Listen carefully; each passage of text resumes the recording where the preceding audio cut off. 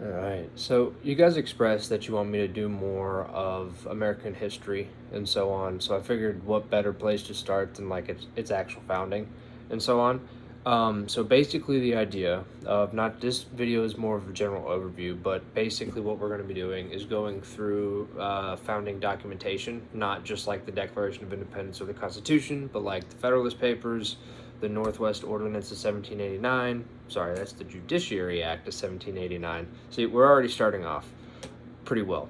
The Northwest Ordinance of 1787, common sense, so on, and things like that. Basically, I kind of want to understand more about kind of like this concept of like the American identity, because in the very beginning, like even before like the Declaration of Independence, d- directly before actually, we basically thought of ourselves as more of just Englishmen who were a colony of the British Empire, more or less. We weren't actually a sovereign entity until later than most of us think. It's not like the Declaration of Independence happened and everybody stopped thinking of ourselves as Englishmen, period.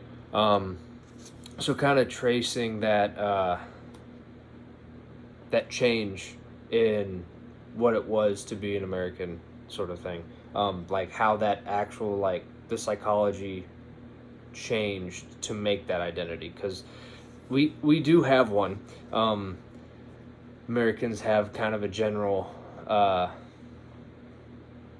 way about them, more or less, that's definitely noticed when you go overseas, and in certain places people will have no problem telling you about that. But to start off with, basically going to like Thomas Paine's Common Sense. So you have to remember that like the 1770s were basically the age of pamphleteering, right? So basically all the most important political arguments were actually made in pamphlets, and those were later printed into newspapers, right? And so, but something about Thomas Paine's pamphlet was a little bit different. So at the time, to take a quote from here, but the average newspaper had about 2,000 readers, and then Paine's pamphlet sold 120,000 copies in the first 3 months alone and went through dozens of editions. Also, Common Sense was read out loud in many places for people who weren't able to read. And although the pamphlet did not play a large role in convincing the Continental Congress to declare independence in the first place, Common Sense did more than any other piece of writing to persuade the general population to stop thinking of themselves as Englishmen and to begin thinking of themselves as Americans. Right, so that's going to be one of the first. I think it's the second document that we go over to begin with. And part of the reason why Common Sense was so successful at this time was it wasn't written like the rest of the documents, where it's like very kind of elaborate. The diction was hard to understand for a lot of people, and Common Sense was not that. It was basically written for basically people who the only book they ever knew was the Bible because of the time period. And so it was made for common people, common sense, and it was quite literally, that's why it was so popular. So you can't really track just how many people like actually read it. How many prints isn't that helpful, because people would share it, people would like I said, read it out loud for people who couldn't read, and so on. He also did a series of pamphlets called The Crisis. We're not really going to go into that though. It's later on as he continued his series of pamphlets for the revolutionary cause at that point. So basically, one thing to note is if Common Sense was kind of the key turning point in popular sentiment, right? Then things like Richard Henry Lee's resolution, which is also known as the Resolution of Independence, and then the Declaration of Independence, kind of represent the decisive like political moment for when the colonists actually started pressing for the rights from Englishmen to become a nation at some point a few years later. That, and also I forgot if I said anything in this one, but basically what we're going to be using for this as the actual collection of works and so on is called We the People, and it's kind of put together by and naturally I already forgot his name, Andrew Trees, who's a American history PhD and master's in literature from the University of Virginia, and he has a couple books of his own as well. So an important thing to note too, especially in the beginning, is that this wasn't unanimous, the whole revolution at all. Like you hear talking about Tories and the Patriots and so on. Looking through the numbers, because you always hear that it's like only like 3% of the colonies were Patriots or whatever at the time. I think it's a bit of a misnomer from what I was finding. I saw various numbers from like 30 to 40%, basically between 30 to 40% were like Patriots, and then the same range of numbers for Tories, basically people who didn't want to actually separate from the crown, and then basically everyone else was just neutral. But still, I wasn't able to find like a hard and fast number on that yet, but I'm sure throughout the series of videos we'll find something like that. But that being said, even though fighting with Great Britain had erupted more than a year earlier, support for independence was still not unanimous within Congress, and basically this resolution was tabled for several weeks while a number of state delegations waited to see if they would be authorized by their governments to vote for independence. And for example, New York was forced to abstain and didn't actually vote on Lee's resolution, right? Basically it's the beginning of what would become the Declaration of Independence, which is where we find out, Thomas Jefferson helped compose the initial draft, and committee members suggested some changes to his draft, and then this was actually finally presented to Congress on June 28th, 1776, right? And basically Jefferson described his Declaration of Independence as, to quote, an expression of the American mind, not necessarily like it contained any new ideas in and of itself, but it was basically just supposed to embody the American mind at that time. And that's from a letter he wrote himself in May of 1825. That being said, so the document also drew on basically like the different types of thought that kind of crafted the Declaration of Independence. So things like Lockean liberalism, republicanism, the Scottish Enlightenment, and even like international law. Those are things we'll talk about when we get to that point, I'm sure. So there's that. Also, I didn't know this until reading this section, period, was, it kind of wasn't seen as that big of a deal until, at least I guess, in like the grand scheme of things, if that makes sense. Like us as like a society didn't look at the Declaration of Independence itself as that important until Lincoln, basically, when he quotes it or uses it in his Gettysburg Address, right? Basically making it, or saying it's one of America's key founding documents, and basically like it's the philosophical ideal for freedom that a nation could always draw upon or aspire to. Basically, like that's what we need to look for or to aspire to. I don't know why I needed to add on to that, but apparently it was seen as not that big of a deal. And actually, I think it's Adams. Yeah, John Adams wrote basically that everyone thought the second day of July of 1776, not the 4th of July, was going to be the most memorable. Basically, yeah. So you have the Declaration of Independence just being like, we declare this. Okay, cool. Or Britain says we're going to ignore you. But basically, there's obviously more to that. But this is trying to be really quick with the whole thing. And then we get into like the Articles of Confederation, which basically what they did was they kind of provided legitimacy to Congress's direction to actually have a war, because otherwise we were very, very, very state heavy. Like even with wanting to declare independence, if you remember what I said earlier, like literally like New York wasn't didn't even go. At least according to this. I didn't fact check that, to be honest.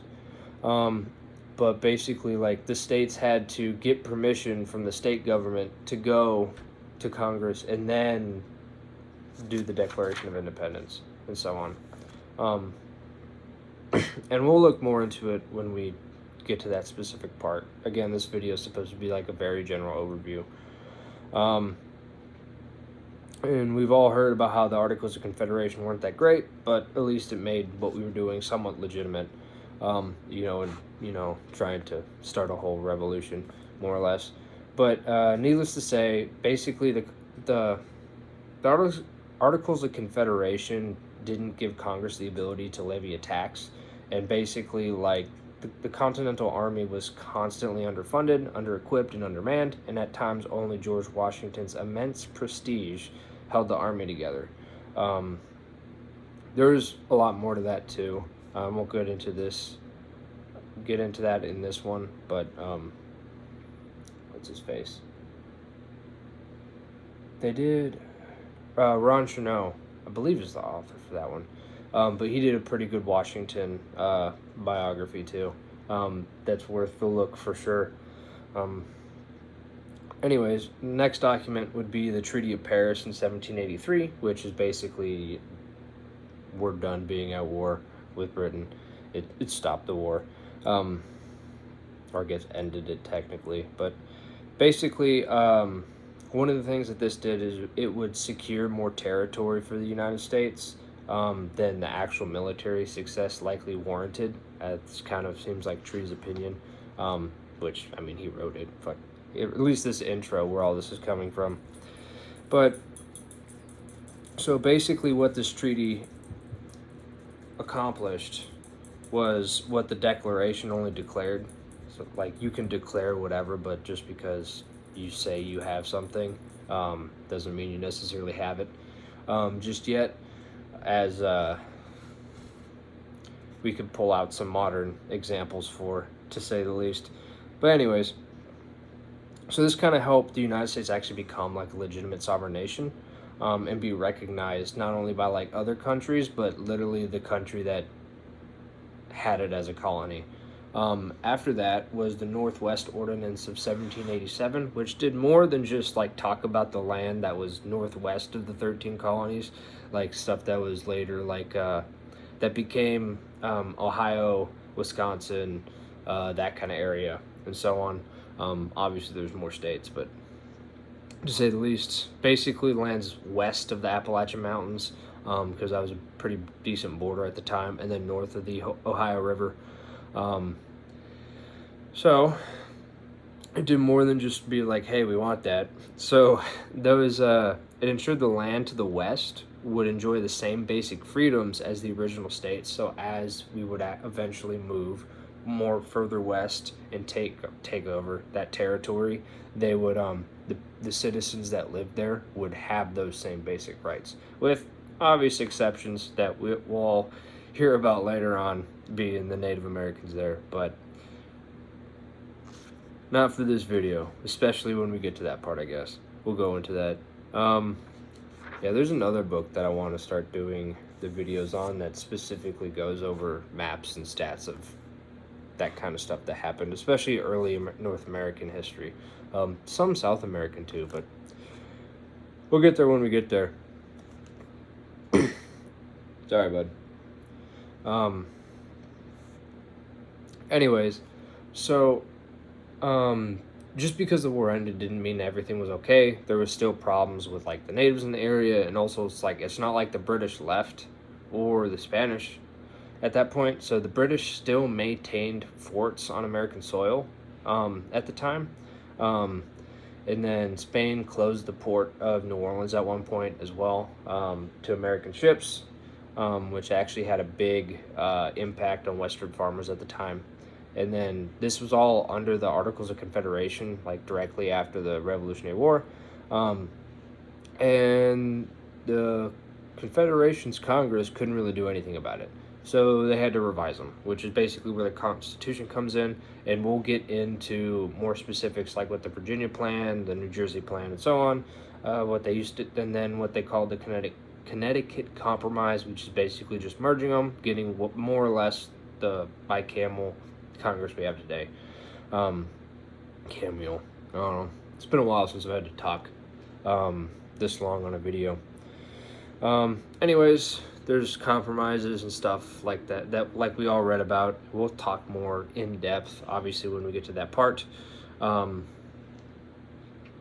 After the Constitution itself, so the Constitution was officially adopted in September of 1787, to get some dates in there, by the Constitutional Convention, and then it was sent to the states for consideration. Again, remember, like they had to have at least 9 states ratify it, which was finally done, and the Constitution was officially went into effect in March 4th, 1789, which is like, what, a year and a half later, roughly. Very rough math. But during that time, a really important part for actually getting it ratified were New York and Virginia were the biggest states at the time, and so they really had to ratify it, because if they didn't, it would more or less render it meaningless at the time. At least that's how it was seen. And so to do that, that's where we get the Federalist Papers, which is a collection of a lot of basically arguments for ratifying the Constitution, which were written by John Jay, which I think he did 5 of the articles.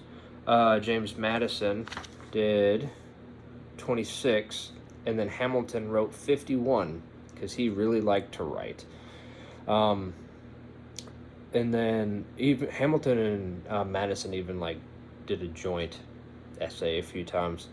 But a fun fact too is basically this whole process, it was a whole lot of compromising in general, not just like literally the resolutions, I guess, that had compromise in the name. But literally Hamilton and Madison were both critical of the final shape of the Constitution. They didn't completely agree with it, but they viewed it more as like a necessary compromise, to say the least. So you hear the Federalists versus Anti-Federalists kind of fight a lot. So basically what the Federalists believed was that America would descend into anarchy and even civil war without a stronger national government, while the Anti-Federalists saw the Constitution as an attempt to reimpose the yoke of tyranny from a distant and unresponsive government. And so basically what these Federalist Papers did with Publius, basically their pen name for writing all these papers, was to create a rhetorical space of civility, or civility, I don't know why I said it like that, and reasoned arguments to basically, like hash all this out. And kind of get that, explain more in depth to the people. Because, like, the Constitution, all in all, is not a massive document.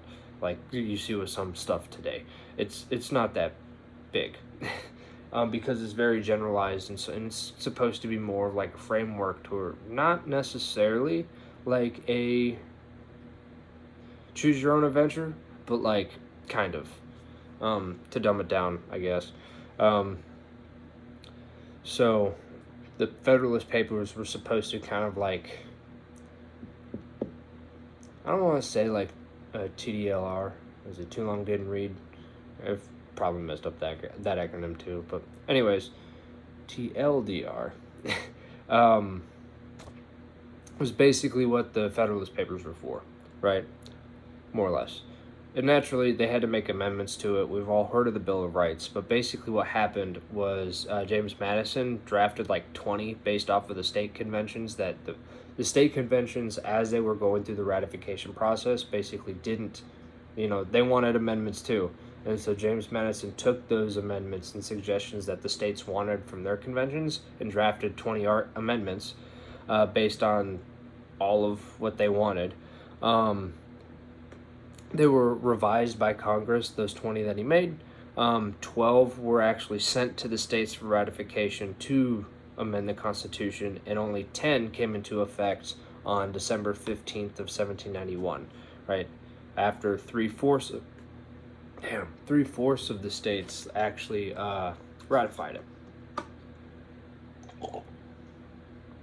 Anyways. So we have a Bill of Rights now.